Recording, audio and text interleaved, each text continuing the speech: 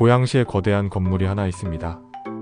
멀리서 보면 외관만큼은 근사해 보입니다. 25층짜리 업무주거 복합건물. 지하철 원당역 초입. 이름도 화려하죠. 창조혁 신캠퍼스 성사. 그럴듯한 명칭 뒤에는 엄청난 기대가 담겨 있었습니다.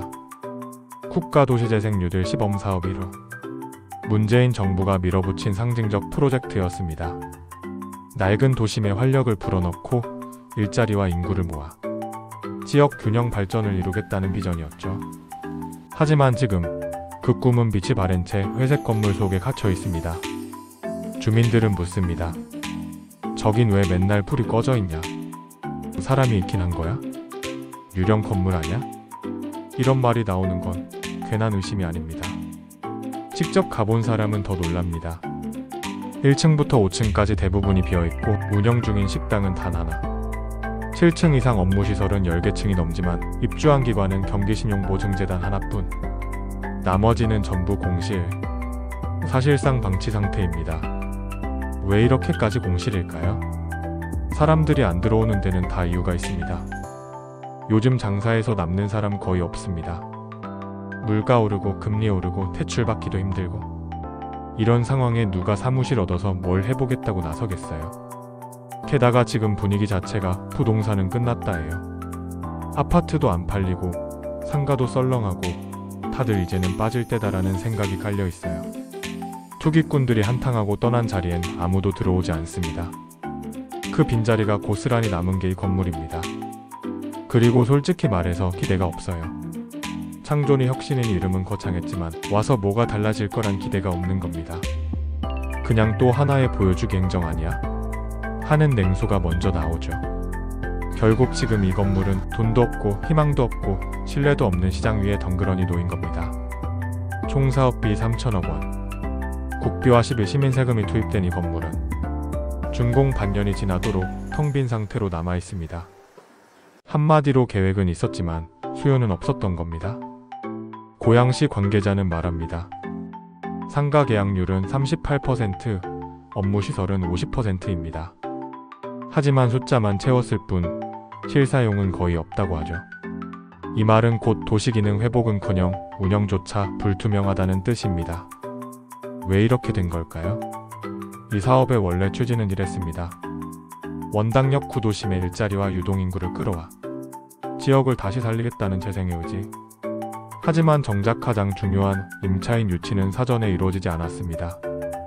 민간과의 협력도 거의 없었고 사업 초기 단계에서부터 지역사회와의 소통도 부재했습니다. 공인중개사는 말합니다. 1년 전부터 채워야 할 걸 정보 공유도 없고 손을 놨어요. 결국 준비 없이 건물만 지은 채 사람이 오겠지 하는 막연한 기대만 있었던 셈입니다. 임대료는 1층 기준 평당 20만원. 적잖은 금액임에도 테넌트 전략, 콘텐츠 유치 브랜딩 등 아무런 전략도 없이 세워진 공간은 결국 텅 빈 쇼룸으로 전락했습니다. 더 심각한 건 구조적인 계약입니다. 고양시는 건물의 임차인 역할을 떠맡았습니다. 10년 동안 매달 임대료, 보증금, 관리비를 일치해 지급해야 합니다. 올해만 해도 예산 70억 원. 상반기에 다 못 써서 하반기 14억 원을 추가로 편성했습니다. 공간이 텅 빈 만큼 예산만 줄줄 새는 구조인 겁니다. 그리고 10년 뒤엔 어떻게 될까요? 계약에 따라 고양시는 미분양 상가 업무 시설을 전부 매입해야 합니다. 즉, 입주도 안 된 건물 전체를 시민세금으로 떠안게 되는 구조. 이런 계약을 왜 했는지, 어떤 리스크 검토가 있었는지 책임 있는 설명이 필요합니다. 시장은 말합니다. 계획 변경을 국토부에 요청했지만 불어댔습니다. 공공주택 대신 업무시설로 채우고 싶었다는데 그 자체가 이미 도시재생의 본래 목적을 뒤틀어버린 시도였던 거죠. 그리고 그 대가는 지금 시민이 치르고 있습니다. 운영비는 세고 도시는 죽어가고 행정은 침묵합니다. 무엇보다도 주변 상권과 부동산 가치에까지 영향을 미치고 있습니다. 인근 자영업자들은 유동인구 유입이커녕 오히려 발길이 끊겼다며 한숨을 쉽니다. 주거가치 회복도 멀어졌고 기대했던 투자자들조차 철수하는 분위기입니다. 이로 인해 해당 구역은 도시 전반의 하락 압력을 받게 될 수 있습니다. 고양시는 올해 하반기 AI 캠퍼스 유치를 통해 숨을 불어넣겠다고 합니다. 하지만 단지 하나의 기관이 들어온다고 해서 도시의 흐름이 바뀌는 건 아닙니다. 운영 전략, 생태계 조성, 지역 참여가 모두 따라와야만 진정한 도시재생이 가능합니다.